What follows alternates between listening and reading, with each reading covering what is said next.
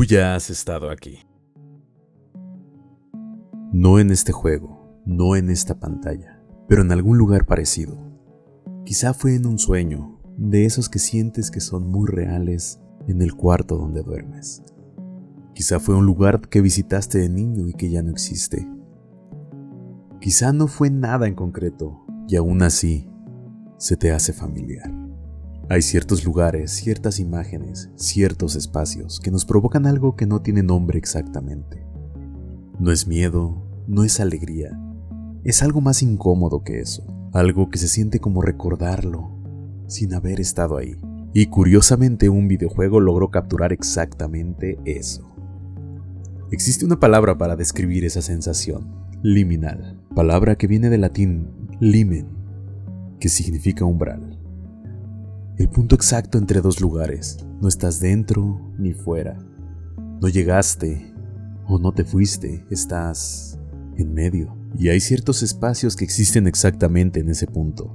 Pasillos de hoteles vacíos a las 3 de la mañana, albercas sin gente iluminadas de noche, estacionamientos enormes sin un solo auto, salas de espera que no llevan a ningún lado, lugares diseñados para ser transitados y nunca habitados. Y que cuando los ves vacíos algo en tu cerebro dice, esto no está bien. Y todo esto comenzó a popularizarse en 2019 con una imagen que lo cambió todo. Una foto de unos cuartos amarillos infinitos. Paredes desgastadas, luz fluorescente, sin puertas, sin ventanas, sin salida. Los backrooms. Nadie sabe exactamente por qué esa imagen se hizo tan popular, pero lo hizo. Y de ahí surgió una cultura entera de imágenes, videos y estéticas construidas alrededor de esa incomodidad específica. Pero la pregunta que nadie termina de responder es, ¿por qué estas imágenes nos provocan nostalgia? ¿Cómo puedes extrañar un lugar donde nunca estuviste? Y hay algo que nos puede ayudar a entender esto. En internet se le conoce como el Uncanny Valley, o el Valle de lo Inquietante en español. Originalmente era un concepto de la robótica. Entre más humano se ve un robot, más cómodos nos sentimos con él, hasta cierto punto. Cuando algo se acerca demasiado a lo humano sin serlo del todo, algo en nosotros no cuadra, lo reconocemos, lo asimilamos, pero no sabemos que es real, y eso nos perturba un poco. Pero no solo pasa con robots, pasa con lugares, con imágenes, con sueños. Tu cerebro es una máquina de reconocer patrones. Has pasado años memorizando cosas, lugares, pasillos, cuartos, escaleras, estacionamientos, personas. Y cuando ves algo que comparte la forma de estas cosas, pero no tiene su contexto, no tiene la apariencia ni su propósito, algo no cuadra. Lo conoces y al mismo tiempo lo desconoces. Y esto puede provocar un cortocircuito en tu cerebro. Algo que es familiar, pero a la vez extraño. Es una nostalgia sin origen. Ese recuerdo de algo que nunca viviste. Y quizá eso es lo que son los espacios liminales. No lugares reales ni imaginados, sino el eco de todo lo que tu mente ha visto, mezclado en algo que no debería existir. Un sueño construido con piezas de tu propia vida. Pues alguien logró meter un pedazo de esa sensación en un videojuego. Y esto es el juego de Lucid Blocks. Yo lo encontré por accidente, como suele pasar con las cosas que terminan siendo importantes. O por lo menos para mí. Y en un video en TikTok, de esas veces que estás scrolleando sin sentido, me salía una cuenta que se llamaba Lucid Vlogs. O su usuario en este momento se llama KiwiJuice56, por si deseas buscarlo. Y desde el año pasado me salían por alrededor de junio de 2025. Y curiosamente ahí fue la primera vez que publicó algo que yo pensé que era falso, algún juego falso. En estos tiempos de la IA se vale desconocer un poco las cosas. Era un juego que se veía como Minecraft, pero que se sentía como ese sueño raro que tienes a veces, ¿sabes? Donde todo es familiar, pero nada tiene sentido. Texturas sacadas de la realidad, pero puestas en el lugar equivocado. Espacios que reconoces, pero que no deberían de existir. Y de repente me salían sus videos. Era curioso ver cómo se iba desarrollando el juego. Hasta que llegamos al día 12 de marzo del 2026. El juego salió al público, desarrollado en solitario por Eric Alfaro. Un juego que comenzó como un simple experimento con el motor de juegos Godot y terminó siendo algo que no existía en el mercado.